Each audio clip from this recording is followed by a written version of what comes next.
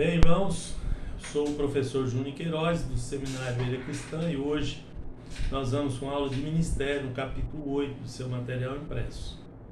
Bom, a vida do pastor, vamos falar na parte ministerial da vida do pastor.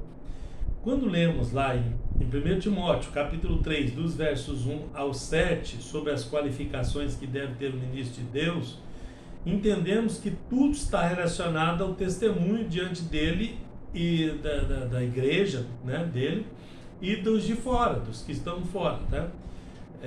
Então, essa é a premissa, né? A Bíblia é muito clara quanto ao padrão de vida que devemos ter, tá? Nós cristãos devemos ter. Então, ministerialmente, o pastor tem que ser o exemplo para os outros, tá?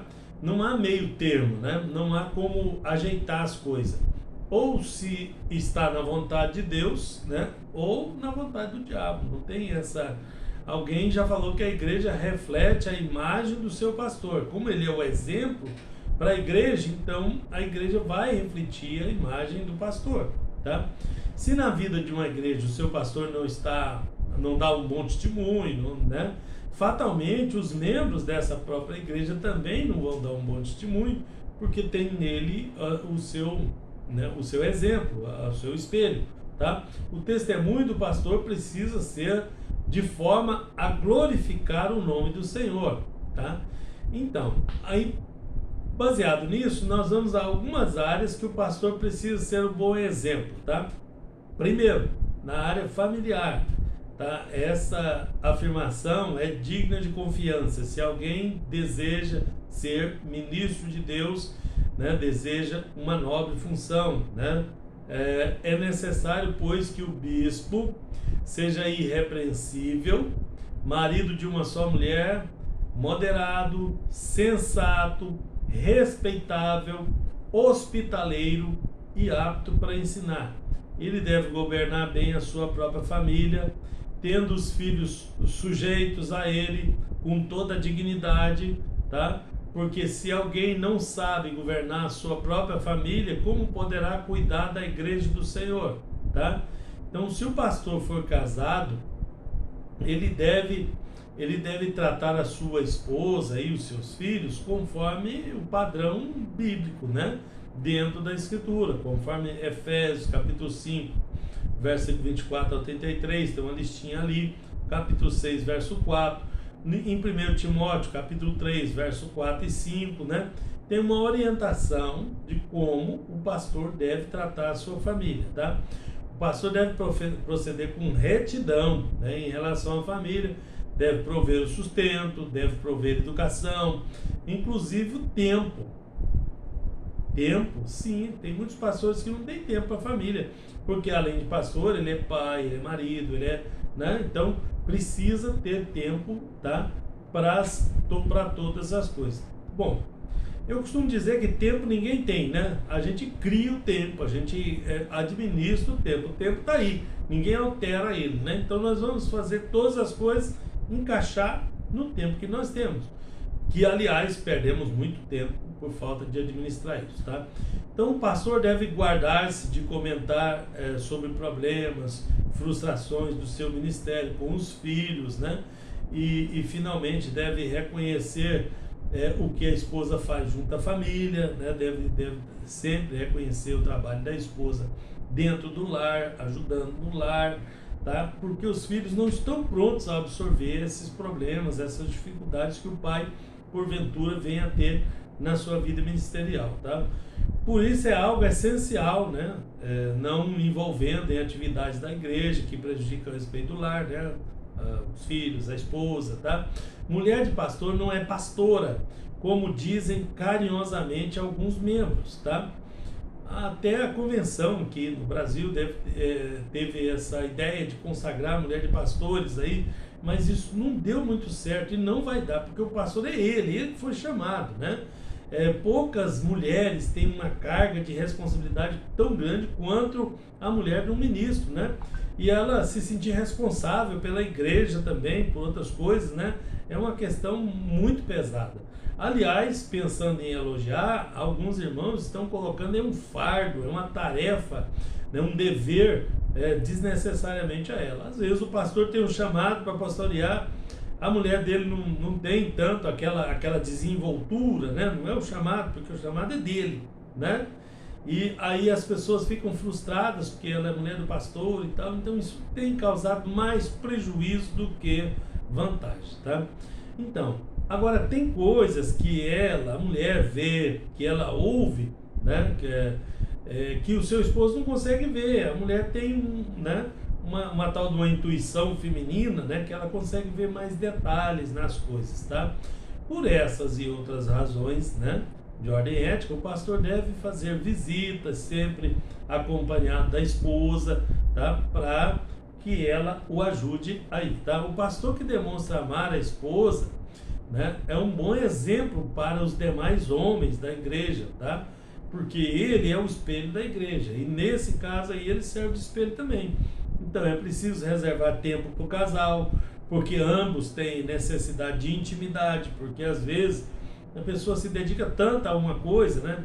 Tem homens que dedicam muito ao trabalho secular, outros, né, ao esporte, a outras coisas, e deixa o seu lar em segundo plano. Então, o pastor também, se ele não vigiar, ele vai ter a tendência, não, estou servindo a Deus, servindo a Deus, servindo a Deus, e não sobra tempo para a família, não sobra tempo para os filhos, não sobra tempo para a esposa, para a intimidade, para todas as coisas que precisa também estar atento. O pastor, então, não deve ceder à tentação de fazer com que a sua esposa precise disputar com a igreja pelo tempo dele, do marido, tá? Então, casamentos de desajustados, né? E sem o respeito dos filhos, né? Numa desordem onde todos mandam e ninguém obedece, é sempre resultado de um pastor que não cuida, né? Não oferece o cuidado com a sua família, tá? Marido ciumento, irresponsável, descomprometido com a esposa e com os filhos, geralmente é resultado de dedicação excessiva da esposa do pastor às atividades da igreja, né? Passando aí na frente, fazendo coisa e tal, é um desajuste aí, tá? Mulheres infiéis, desrespeitadoras e desafiadoras de autoridade dos maridos, filhos independentes, desobedientes a pais e mães, insubmisso, irresponsável. Normalmente essas atitudes são atitudes de famílias, de familiares negligenciados em favor de tarefas da igreja. Falando do ministério pastoral, falando do pastor, né? Para outras atividades tem também as suas restrições, tá? Então, no caso familiar, o pastor tem que ficar atento. É uma das coisas que ele tem que ser um exemplo para a igreja. A outra, a segunda, é na vida financeira, tá? É uma área complicada, né, para o ministro, né? Então é uma das áreas mais complexas aí do ministério bem sucedido do pastor, né? Devido à sua vida dúbia, né? Ele precisa conseguir separar a sua área espiritual, emocional e financeira, tá? Então, na área financeira sempre ouvimos, né, as pessoas dizer que tem muitos crentes que são mal pagadores, são velhaco, que todo pastor é ladrão e coisas desse tipo aí. Então, o ministro tem que ser exemplo na área financeira, ainda que vamos ouvir as mesmas críticas, né, por muito tempo, né, porque infelizmente muitos não contribuem aí para que isso acabe, e muitos até contribuem para que isso seja verdade, tá? Então, Deus pede uma vida cristã integral, né? Nós somos cristãos integralmente, é no nosso trabalho, é nas nossas atividades seculares, seja lá onde for, tá? Então, porque Deus é um equilíbrio, né? É no lugar que tem algum desequilíbrio. Então, torna-se isso aí maléfico em nossas vidas, tá? Especialmente se o erro for na área ministerial, tá? Deus requer dos ministros manterem em ordem as suas finanças, tá? Precisa, especialmente as pessoas que estão envolvidas por irresponsabilidades e não por acidente, porque tem gente que ele se envolve em problemas financeiros por irresponsabilidade, tá? E não por acidente. Outros, às vezes, acidentalmente ocorre também, tá? Como é que isso acontece? Gasta mais do que ganha. Qualquer um que gasta mais do que ganha não vai entrar em colapso em algum momento, tá? e não tem humildade suficiente para aceitar o padrão de vida mais baixo, ou que cabe dentro do bolso, que cabe dentro da possibilidade dele, tá?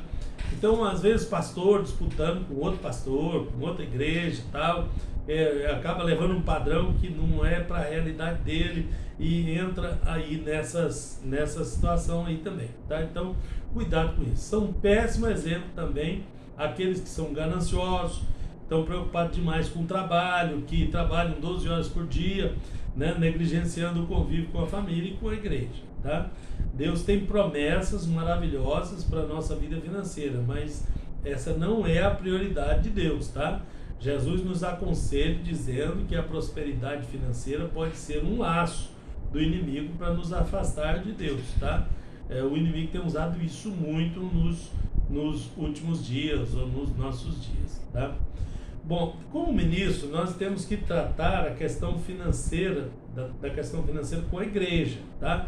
Então, todas as contribuições para a igreja têm que ser entregues ao tesoureiro, tem que ter controle disso aí, né? Nenhuma contribuição pode entrar nem sair sem o devido livro, né? Sem o devido registro. Cada igreja tem o seu modo próprio. Se não tem, tem que criar, porque tem que ter controle e separar o que é do ministro e o que é da igreja. Nunca são juntos, tá? Todo dinheiro entregue ao pastor deve ser documentado no recibo. O ministro não deve lançar mão do dinheiro da igreja sem prévio consentimento da mesma, da igreja, tá? E eu aconselho até criar um conselho ali entre os pastores, né? Um conselho de contas para analisar as contas juntos e para assinar junto, porque aí facilita um pouco e dá mais transparência para que a igreja toda a igreja possa saber. Todo o dinheiro da igreja deveria ser movimentado em banco, né? Porque no banco tem controle, né? Mas se não dá para fazer em banco, então faça um bom controle aí, né, financeiro, tá? Como ministro, né, deve ensinar os crentes sobre finanças, tá? Todo ensinamento tem que ser escriturístico, tem que ser dentro da Bíblia e tem que ser sincero, tá? Isso é uma área sensível, não se esqueçam disso, tá? É problemático, então precisa ter um certo cuidado aí. O ministro tem que evitar a colocação de suas necessidades diante dos crentes, né, como argumento para os mesmos contribuírem. As pessoas não podem contribuir por causa da necessidade do ministro, tá? Isso é um erro que vai trazer prejuízo em algum momento aí. Em caso do ministro, pastor, né, no caso, que não depende financeiramente da igreja para sobreviver, ele não deve lançar em rosto da igreja a sua independência financeira, tá? O ministro deve, no entanto, né, ser o primeiro a contribuir com seus dízimos e ofertas, se for esse o caso, tá? O não receber da igreja não justifica a atitude de não contribuir, tá?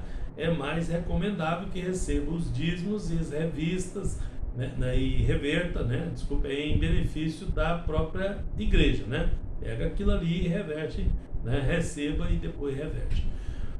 Depois a vida particular. Então temos a vida familiar, temos a vida financeira, temos a vida particular do obreiro, né? Todo obreiro do Senhor tem que ter o máximo de cuidado com a vigilância e ser exemplo dos fiéis em todas as áreas da sua vida. Exemplo, na maneira de vestir. A maneira como nos vestimos revela as nossas preferências, né? A nossa classe social, a nossa religião, né? Há um provérbio popular que diz que a primeira impressão é a que fica, né? E isso cabe bem, né? As vestes na Bíblia tem uma simbologia representativa da nossa conduta na vida diária, do nosso comportamento nos relacionamentos familiar, profissional, ministerial, social, né? Os judeus hoje, eles têm várias denominações. O judaísmo não é um judaísmo só, é como nas outras religiões, tem os mais liberais, tem os mais conservadores, tem os medianos. Sabe como é que você conhece eles? Pelas vestes, né? Você bateu o olho, opa, aquele ali é ortodoxo, opa, aquele lá é ultra-ortodoxo. Cada um deles, né, pelo jeito de vestir, você já sabe as preferências dele. Então nós somos assim. Então o obreiro ele tem que tomar muito cuidado com a forma que ele traja, né? para ficar bem claro isso, para também não causar escândalo, né? Aí uma coisa que ele acha que é normal, aí para o outro não é. Às vezes tem que abrir mão de um desejo pessoal dele, da forma de vestir, de se portar, por causa, em respeito à sua igreja, aos seus membros, para que não causar escândalo aos seus membros, visto que isso que eu estou falando aqui existe, né? A pessoa, o jeito que ele veste demonstra quem ele é, tá? Que é a forma que ele pensa, tá? O ministro é um homem público, né? E ele é visto como um espelho diante da sociedade e da igreja que dirige, né? Então, seria inadmissível provocar a curiosidade das pessoas com aparência extravagante diante dos olhos dos fiéis e principalmente da sociedade, né? Que está atuando como um líder religioso. Então, ele é um líder religioso. As pessoas, como é que as pessoas... não estou nem aí pro jeito que as pessoas me veem. Tem que dar, né? Porque são essas pessoas que vão vir para a igreja um dia, que vai fazer parte do seu rebanho. Então, é um bom exemplo lá na sociedade, né? Seria de bom grado aqui, tá? Então, nas vestes, né? Na parte particular do ministro, nas vestes, na linguagem. Eu conheço ministro que é famoso no Brasil inteiro. Quando começou, a linguagem era muito pesada, falava muita coisa que não podia e tudo. Depois ele foi melhorando, né? Ele foi alterando a forma de trabalhar e tudo, né? Então, a linguagem é a forma de comunicação que temos para compartilhar com os nossos liderados, para estabelecer contato entre o discipulador e o discípulo. Lembrando que não é só a linguagem corporal também conta, porque a gente fica pensando que é só a voz, a gente se comunica de muitas maneiras, com gestos, com atitude e tal, tá? Então essa linguagem precisa ser bem clara, bem objetiva, tá? Jesus usava uma linguagem, né, de discipulado muito interessante. Ele mandava que os discípulos olhassem para ele e aprendessem com ele, né? Então, imagina, né? Eu olhava, não, olha para mim, o jeito que eu fizer, vocês fazem também. É assim que Jesus fazia, tá? Ele sabia que os discípulos teriam que dar continuidade ao seu ministério depois que ele fosse, tá? E como ministro de Deus, o líder tem o desafio de mudar o comportamento das pessoas através da linguagem do reino dos céus, linguagem restauradora, linguagem do reino do Espírito, tá? Então, essa linguagem é muito importante. Então, a nossa linguagem tem que estar disciplinada e agradável a todos que nos ouvirem, tá? Estou na página 72, viu, do seu material impresso. Item 3.3, deve primar pela verdade e justiça, tá? Então, ele deve ter deve se vestir corretamente, né? Sobriamente, deve falar de uma forma clara, audível, de uma forma, né, palavras, escolher bem as palavras, tá? Além disso, ele também deve primar pela justiça, tá? Que é uma das coisas que o ministro tem a obrigação de ser exemplo. A igreja reflete a realidade vivida pelo seu pastor.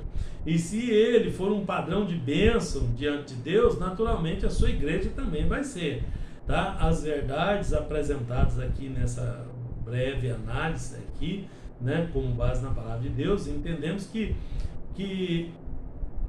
o ministro, né, pastoral representa uma grandiosa ferramenta de Deus aí na caminhada de sua igreja aqui na terra. Então, ele tem que primar pela verdade e pela justiça. Então, cuidado com o que está falando, né? Com o que está pensando, com o que está defendendo, né? Então, muito cuidado com isso. Louvamos também ao Senhor pelo nosso grande pastor, né? Que é sumo pastor, que é Jesus Cristo, que é o cabeça da igreja aqui na terra, e é ele quem governa a sua igreja, tá? E como governante supremo, ele constituiu pastores, né? Ministros, né? Que estejam pastoreando a sua trajetória aí na anunciação da glória de Deus e fazendo do próprio nome de Jesus, né, conhecido em todo o mundo. E se o próprio nome de Jesus está sendo conhecido em todo o mundo, então aqui nós temos que prestar atenção nesses detalhes, tá? O tom das suas palavras deve expressar confiança, né? Ser imparcial na tomada de decisão, orientação aos liderados, né? Então, isso também deve ser observado, tá? Além disso, ele tem que ser consagrado, tá? Por consagração se entende separação do mundo, dedicação a Deus, tá? E para isso ser possível é necessário que não se aparte nunca dos meios de consagração, dos meios da graça, tá? Que são a leitura constante, tá? E sistemática da Bíblia. O homem de Deus tem que ter essa preocupação aí, tá? Em 1 Timóteo capítulo 4, verso 13, tá? Estou na página 73. Acima de tudo, o ministro tem que ser um intérprete da palavra de Deus. Para ser um intérprete da palavra de Deus, ele tem que ter uma leitura constante e sistemática, tá? Segundo, oração contínua, sistemática também. A oração como disciplina a ser incluída na preparação do líder do futuro e propõe como fonte de espiritualidade que nos livra de uma vida dominada por desejos, né? E coisas desse tipo. No ministério pastoral, a oração não só aponta o caminho para nos tornar mais íntimos com Deus, mas do nosso próprio coração também, tá? A preparação deve ser moral, né? Deve ser intelectual e para dar respostas às questões polêmicas do nosso tempo, tá? Essa preparação não subsistirá sem um relacionamento íntimo aí na oração com Deus, tá? O ministro disciplinado tem a oração como uma forma de ouvir a voz do amor e encontrar a sabedoria e a coragem para tratar de qualquer assunto, qualquer questão que lhe apareça, tá? Nunca ouça o homem que não ouve a Deus primeiro, tá? Então, o homem de oração é que vai conseguir resolver as questões. Um ministro que não ora e não medita, tá? Ele deixa de ser um homem de Deus, tá? E para ser um profissional do púlpito, não uma pessoa ali muito superficial. Se desejamos ter um ministério mais ungido, precisamos entender que o endereço da unção está no altar de Deus. Sem uma vida de oração, o ministro algum vai obter sucesso em sua carreira. O maior exemplo é o próprio Jesus, tá? Que orou mesmo sem precisar, né? Deve se dedicar então também a um jejum sistemático, porque o jejum ele potencializa a oração. Ele sozinho não tem efeito nenhum, né? O efeito dele é na oração, ele reforça a oração. É uma forma de renunciar ao eu, de colocar Jesus em primeiro lugar, de tirar de nós a força, né, da carne, né? É uma forma de mortificar a carne e fortalecer o espírito. Dessa forma, aí sim o jejum se torna uma ferramenta poderosa, tá? Nunca como sacrifício aí, né? Porque o sacrifício perfeito Jesus ofereceu na cruz do Calvário por nós, tá? Único, definitivo, não precisa repetir. Deve cultuar a Deus, né? Uma coisa importante é o ministro cultuar a Deus. A pessoa vai vivendo aquilo, de repente parece que ele não precisa mais cultuar a Deus, né? Muitos pregadores, ele só vem, chega na hora da mensagem, prega, vai embora. Não, ele tem que cultuar a Deus também, tá? O ministro tem que cultuar a Deus. A maioria dos ministros se preocupa em dar o culto, né? E quase nunca em fazer, em receber o culto, em receber de Deus. É necessário que tenha uma vida normal de adoração, de louvor, de serviço espiritual ao Senhor. Tem pastores, ministros, que eles ficam o culto todo resolvendo problema para lá, e em determinado momento entra ali e só dá uma participação ali. Não, ele tem que cultuar também, tem que desligar o celular, né? As pessoas às vezes até reclamam que eu não atendo o celular, mas na igreja eu não atendo, né? Hora de cultuar, hora de dirigir, então mais ou menos isso, tá? Então tem que cultuar a Deus, é necessário que o ministro também tome esse cuidado, tá? Que tem uma vida normal de adoração ao Senhor, conforme Romanos 12, capítulo 12, versículo 1, tá? E é de fundamental importância estar em ordem na vida espiritual do ministério, tá? O ministério não pode fazer, o ministro não pode fazer a obra do Senhor relaxadamente, né? Priorizando a vida financeira, o trabalho, os estudos, os concursos e outras coisas, tá? Muitos são os que já nem oram, né? Não lerem mais a palavra, não jejuma, né? E vêm aos cultos uma vez ou outra, tá? Deus é espírito e importa que os seus adoradores o adorem em espírito e em verdade. tá?